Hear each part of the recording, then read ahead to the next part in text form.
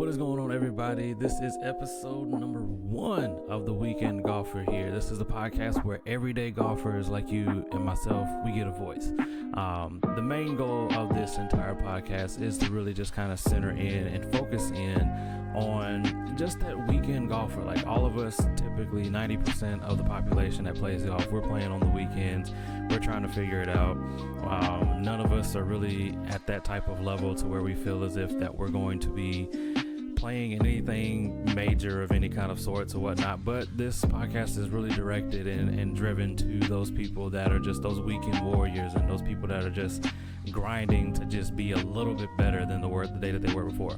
So today's first episode is going to be awesome, first and foremost, but with that we're going to be talking about the weekend golf grind.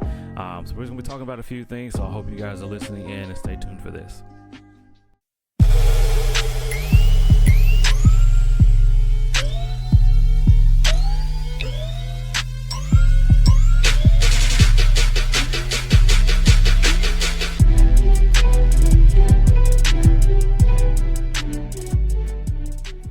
All right, so first and foremost, with our very first episode today, we just want to kind of start off with something very practical.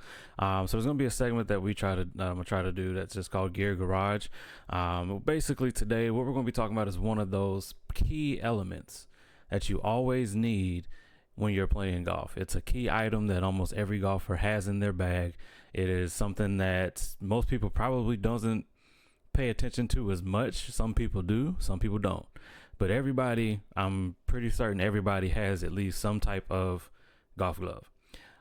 So for me, golf glove is essential for everything. I mean, most people probably would say, why does a golf glove even matter? The same way that gloves in football matter. It helps provide a little bit of extra protection, but also a lot more better in the capacity of grip. Gripping the golf club, is essential into your playing. Like when you're playing the game and when we're playing our game that we love, like having some extra grip on there is protective, even coming down to the matter of the glove that you wear, but also even the type of grips that you use for your clubs, which will be a separate conversation for another day. But most of the frustrations that I feel like we see is that, our golf gloves just end up wearing out too fast. This like tailor-made golf glove I got, I think I've only used it. It's still pretty new, but like after a few wears, it ends up going kind of, they get dingy, they get like bent up, and some of them they start turning colors. But it's also about the care. I mean, however much you care about your golf glove when you're putting it back in your bag or back in your pocket, whatever you may decide, that's what is going to end up happening based off of however you treat it is going to show you how it comes out. But even with that, some questions that people even think of is, how often do the average, weekend golfer actually needs to replace their gloves? And I think it's personal opinion. It's a personal preference for, when that should possibly happen. I don't think it's a set time. I think when you realize that if your glove looks like it's been ran over 14 times and it's not working anymore for you, then it's probably time to change it. But I mean, your golf glove, it kind of depends on how many rounds you play and all those things. So I think your glove can last you a good little bit. It just kind of really depends on, again, how often you use it, what kind of feel you like. I think there was a couple of like the guys on tour that like wanted a fresh glove every single time that they played. But of course the pros are getting that access. They have all those materials and things available to them. But your average weekend golfer, we're buying them. I will do a key little plug in here for that. As far when it comes to buying new gloves, there's a little hack that I have for y'all. So I hope you guys are listening in very well. If you're watching this on YouTube, make sure you guys are paying attention. Very detailed. I need you to lock in with me on this one. So if you happen to go to Dick's Sporting Goods and you just buy a glove off the shelf, get the little protection plan that they have with it. It's like an additional $7 plus the price of the glove that you purchase. However, when your glove happens to rip, if it starts to get dingy, if it gets bad, you can take that glove back with the receipt mainly. Don't take the glove back. They're not going to take that back.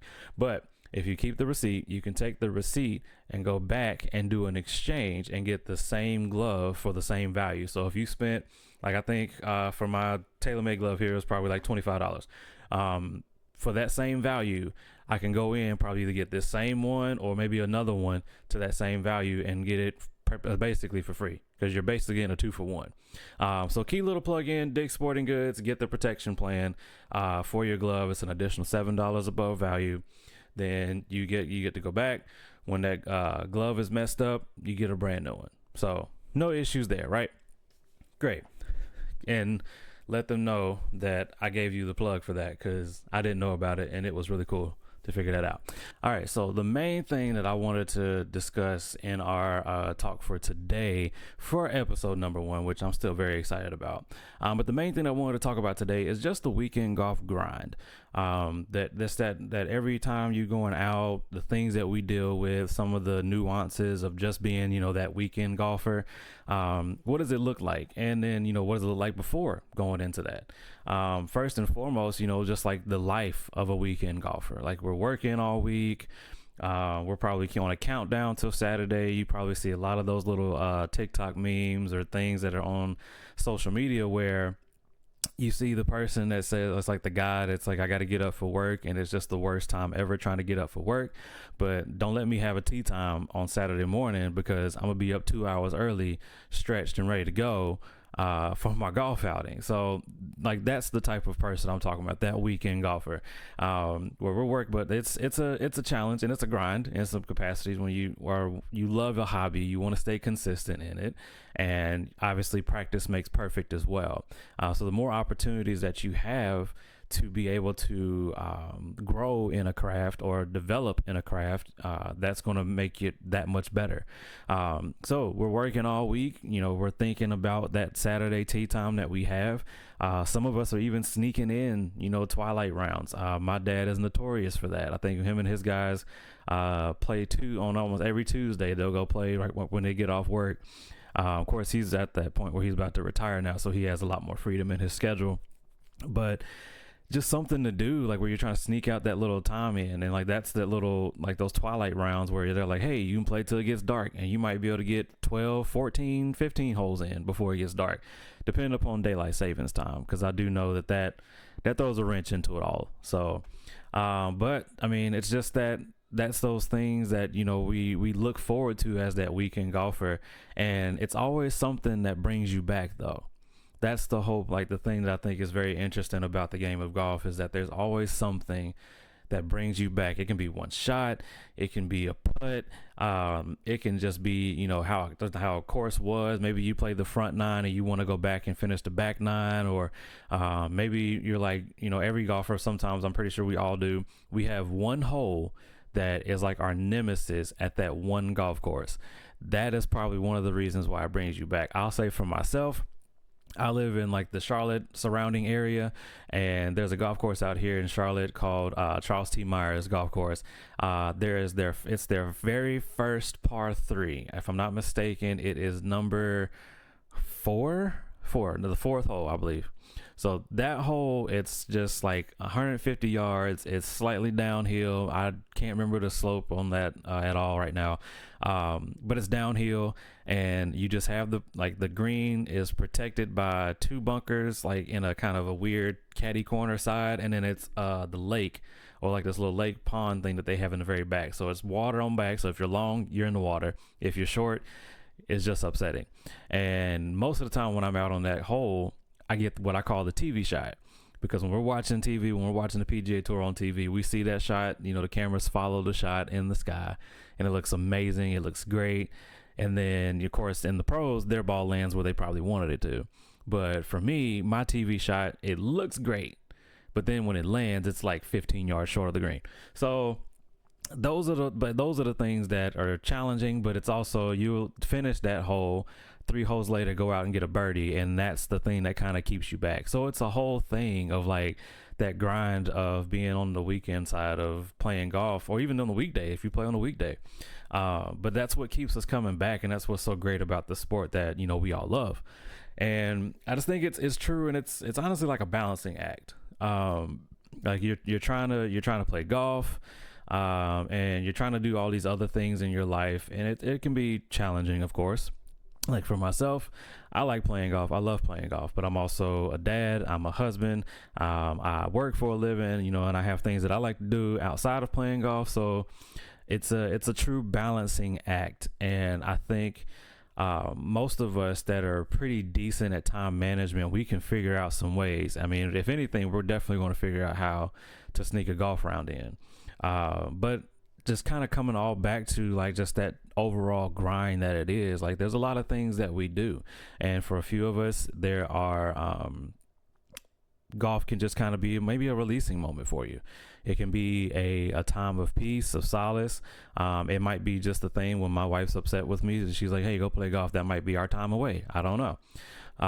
But it's truly just fun to just see how one sport can like help bring more character and bring more things to light in everything in your life, like the challenges of playing in golf, how one hole, like we were talking about earlier, one hole can be a challenging hole for you. Maybe you have a challenge at work, or you have a challenge in life, or you have a challenge in your marriage or with your children. Like there's different things that are so relatable from the side of golf that can come into life, or life that can come into golf as well. So I think that's just one of the beautiful things about our game and like the game that we play. All right, so kind of shifting here a little bit in that what we've been talking about so far. I do want to just kind of look at the emotional roller coaster that golf is.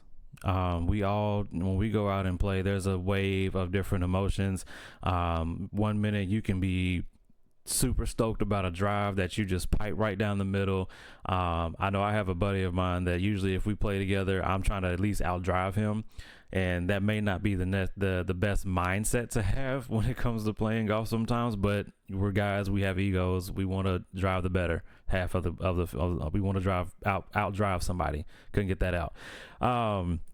But the emotional roller coaster of it is really challenging and really interesting as well. Because like, again, you can stripe a driver right down the middle, or you can, like most of us, have a good drive, but then still walk away with a double bogey or a triple for some random reason. That's like the emotional roller coaster that I think is interesting about this game. And I've done that way too many times, of having a really good drive that I'm proud of, that I'm like excited about, and I'm already thinking about, okay, where do I want to put my next shot at? And obviously it's on the green, but then it comes up short. Now I'm like, okay, now I got a chip on for 3 and it's a par 4. So I'm already chipping, trying to make a birdie, or best get a chip, get it up and down for a par. And then it may run a little bit further than I want it to, and now I got a long putt. So like that's the emotional roller coaster that our game is, and it's very interesting. But then also you got those shots, and we all have them, those like low blow shots, like the ones that you think are good and then it just is terrible. I think I remember I was watching a video a while back where this guy was just putting. He was probably putting a 10 feet like uphill, and he went just right by the hole, but then the ball started to roll back, and he rolled back maybe about 40 yards off the green. Like those are those ones that just make you want to be like, I'm kind of done. Or it's either there's one or two things that happen with those type of shots. Either you're done and don't want to play no more, or it happened on the front 9 and you're ready to go grab as many beers as you can before the second 9, so that way you can just at least enjoy the rest of the round. But those type of things are very, very interesting. Like there's and when you get a group of guys or a group of people out that you can go play golf with, there's a lot of laughs, it's chaos, there's good shots, there's terrible shots, there's even lucky shots. Speaking of lucky shots, let's even press pause here because I need to shout out a friend of mine, Mr. Luke. We're out on my bachelor trip playing golf in Georgia, and everybody's been kind of having a semi-rough outing. The golf course that we were playing at is called the Bacon, and I think out somewhere near Alpharetta, Georgia. Not Alpharetta. I forgot where we were. We were out in near Tybee, so it was out there in Savannah, close in the Savannah area, I believe. Really interesting course. I think the way that if you ever go down there, the way that it's designed, they didn't necessarily have cart paths. So for me, coming from Like all these golf courses in North Carolina, there's plenty of cart paths. So I was kind of trying to figure all that out, but we're driving, like we're playing, we're doing good. And then we get to hole 15. We're all kind of spent at this point. Like at this point, I mean, obviously it's a bachelor trip, so we're doing what we're supposed to do. But we get to the 15th hole and I start talking trash to Luke, and I did not think that this is what he needed to be motivated to do what he did, but it happened. And I'm saying this because I feel like it was a lucky shot, but he may obviously defer to that. But he hits his shot. We're on his par 3. It's like 162, 67 yards. He probably has it written down on a card, because what he ended up doing is everybody hit. Mine went a little bit to the left off the green. One of my other friends, Tristan's, his I think was a little bit on the right side. Then it's Luke's turn. Luke, I'm talking trash. You're not going to do it. Like, he's clubbing down. Like, nobody's going to play this club to get this amount of yardage. And he plays it down. Hits the shot though. It does a nice little backspin and falls right in the hole. And he celebrated like Tony Finau did at the par 3 contest like years back. If you don't know what I'm talking about, look that video up. Just be careful not to dislocate your ankle like Tony did in that video. But he hits this shot and like it completely just seals our round. Like, we were already kind of done. We were spent. We were already debating if we even wanted to finish the last 3 holes. His hole-in-one, lucky shot, of course, but his hole-in-one was like that emotional high that just kind of sealed it. And we're like, all right, we came here. Somebody got it. You know, we've conquered it. Somebody got a hole-in-one. But that's why we still love the game. You know, those type of moments, that's what we truly love about it. And I think if I can give some like encouragement to all of us, and one of the things I think that I've tried to switch, at least in my mindset, is just not to always feel like we need to be a real golfer. And what I mean by that is we don't necessarily always need to try to be striving for, I want to break par, I want to break 70, I want to break 80. Like, figure out where you are initially at where you sit when you play. Like, look over your last, I'm a data guy, so look over your last 5 rounds. In your last 5 rounds, pay attention to where you've played the ball. How are you playing the game?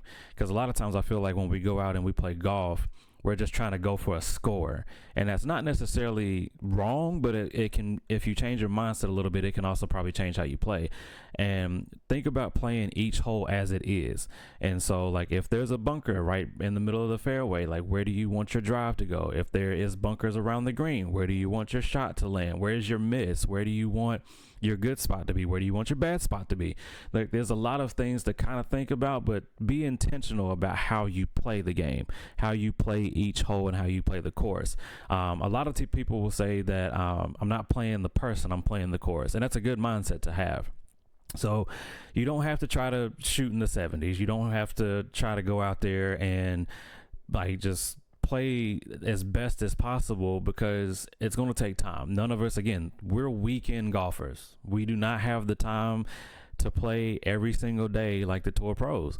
They are practicing their craft way more often than we are, and they have that ability to, because that is their full-time gig.